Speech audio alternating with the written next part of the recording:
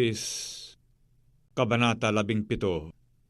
At dumating ang isa sa 7 anghel na may 7 mangkok at nagsalita sa akin na nagsasabi, "Pumarito ka, ipapakita ko sa iyo ang hatol sa bantog na patutot na nakaupo sa maraming tubig, na siyang pinakiapiran ng mga hari sa lupa at ng mga nananahan sa lupa ay nalasing sa alak ng kanyang pakikiapid.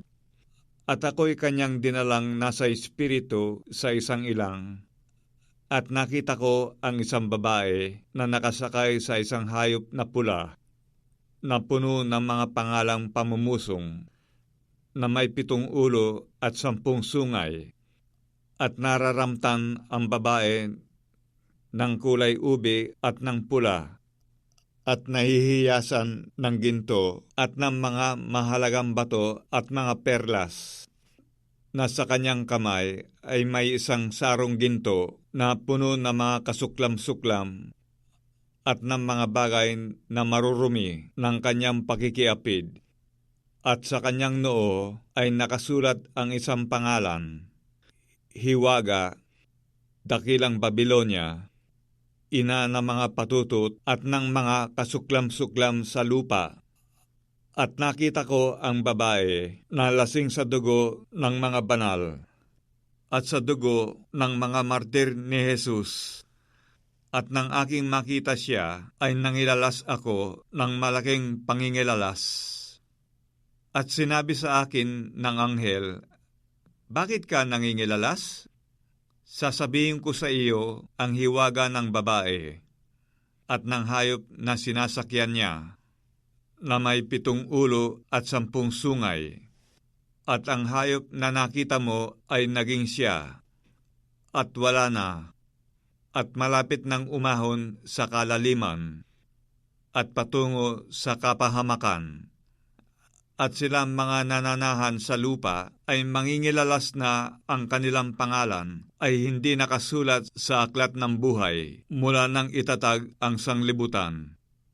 Pagkakita nila sa hayop, kung paano naging siya at wala na, at darating. Narito ang pag-iisip na may karunungan. Ang 7 ulo ay 7 bundok na kinauupuan ng babae, at sila'y 7 hari. Ang 5 ay nangabual, ang isa'y narito, ang isa ay hindi pa dumarating, at pagdating niya ay dapat magtagal na sandaling panahon.